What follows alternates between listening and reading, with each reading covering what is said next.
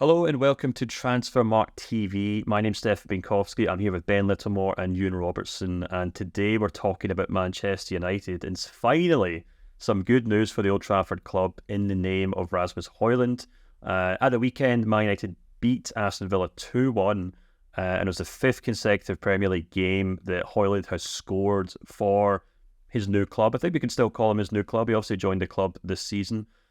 You wrote a great piece on Hojlund and why things have kind of turned around for the young strikers. So I'll just throw this to you because you've obviously got all the stats in front of you and you can explain to Man United fans and neutrals alike why this guy's just suddenly got going.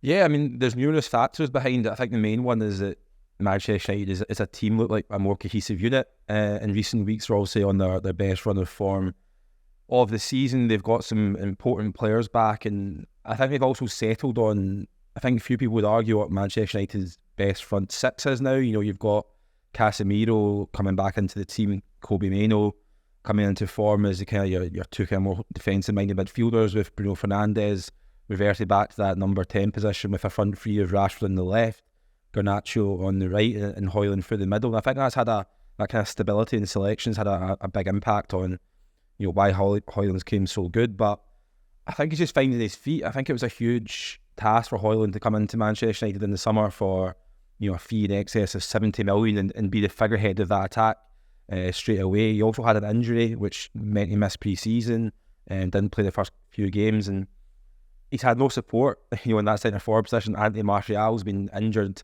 basically all season, so you're relying on, you know, a 20-year-old now just turned 21 to lead the line at, you know, one of the biggest clubs in the world. It's not an easy task, but you know, he certainly looks like he's thriving at the moment. You know, you mentioned the stat about, you know, 5 consecutive Premier League games with goals, the second youngest player to do that after Nicolas Anelka. So, you know, the signs are good, and I think we'll go on to talk about later on. There's still huge room for improvement in Manchester United's attack and certainly in Rasmus Hojlund's game. Yeah, Ben, we actually did a video very recently about Man United's defence. You know, all the kind of rumours and newspaper columns and back pages tend to revolve around, you know, Maguire, Varane, obviously Onana in goals, has had a lot of high-profile mistakes as well this season. But if you kind of actually look at the way Man United have been playing this season, defensively on paper, they've actually been okay. It's been that attack and the lack of a clear goal scorer, lack of playmakers, whatever you want to call it, that's perhaps been holding Ten Hag's team back this season. Yeah, I think it's also a lack of creating chances being a problem a lot of this season for Man United. We talk about Rasmus Hojlund going on that 14-game Premier League run without a goal. There wasn't many chances going his way because Man United weren't really creating many chances. They didn't really seem to be playing as a cohesive unit in the attacking areas. It seemed like there was a lot of individuals playing for themselves. But I've thought from the first game I saw Rasmus Hojlund when he came on against Arsenal, he's got a lot of attributes that could lead to him being a very good Premier League striker. And he reminds me a little bit of Darwin Núñez in terms of he's got outstanding pace, outstanding strength. I think his movement can be really clever, but I think it's going to take time to see the best of him. Similarly to Darwin Núñez, who we're starting to see that this season. His goal record going up massively. But I do think Rasmus Hojlund can be a top Premier League striker for Man United. And I think United, I still think against Aston Villa, a lot of people could say they were lucky to take 3 points. We talk about them defensively being better, and I think that's certainly the case. But they did give away a lot of chances to Aston Villa, and on a different day, I think the result could have been different. Andre Onana, I thought, had potentially his best game in a Man United shirt, made some great saves, and Villa's finishing wasn't always the best. But very positive from Hojlund, but still a lot of signs, a lot of room for improvement for Man United. Yeah, aside from maybe Scott McTominay, bizarrely scored all the goals and assists this season for Man United. Euan, Hojlund is, you know, more or less the kind of one of the few kind of feel-good stories about Man United's attack. You know, there's been a lot of discussion about Rashford, Martial, Jadon Sancho's also moved out on loan. But, you know, in your article, you make a pretty interesting conclusion that not only is Hojlund beginning to look better for Man United, but as Ben said there, the really apt comparison to Darwin Núñez, there's actually a lot of room for him to grow into as well, isn't there?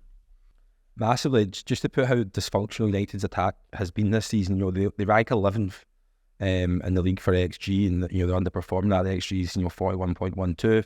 They've only scored 33 goals. Luton Town, they've scored the same amount of goals as Manchester United this season. Also, that's where United go to play next. And another sign of where I think there's room for improvement is Hojlund is that the service has to get better to them. There's, as Ben mentioned, there's been times this season where the wide players have been guilty of being selfish and ignoring Hojlund's run. And quite interesting stat is that he's only had 26 shots in the Premier League this season. To put that into perspective, Darwin Núñez, who Ben just mentioned as well, is top with 73. And even Rodri, who's a defensive midfielder at Manchester City, and Douglas Luiz, who plays a similar role at Aston Villa, have had 40 shots, so 14 more than Hojlund in the league this season. So in my opinion, he's still starved of service you'd expect from the wide players. I think that's certainly improving, and I think Garnacho, especially, has had a good season and became a regular. But there's so much scope for Hojlund to improve, in his attacking play. His XG this season overall is 0.38, but his two best XG performances have came in his last 3 games against Aston Villa and against Wolves. So I think when United improve their attacking play and patterns of play, that Hojlund should benefit from that. But it's important to kind of consider where his stats lie compared to other younger players across Europe, and from players aged 21 and under across Europe's top 5 leagues.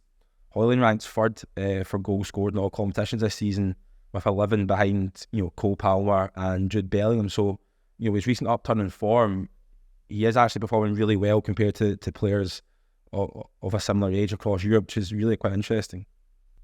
Yeah, absolutely. So much left to see of Hojlund, such a young player. But of course, Man United fans will be delighted to see him finally getting on the score sheet. You guys can obviously let us know what you think in the comments below. Man United fans, are you happy with what you've seen of Hojlund? Do you think Ten Hag has finally unlocked the tactics to get the best out of him? And, do you guys think that Man United could end up sneaking into that top 4 space between now and the end of the season? Let us know what you think in the comments below. For everything else, head to Transfermarkt to keep on top of everything to do with the Premier League. And until next time, we'll speak to you guys soon.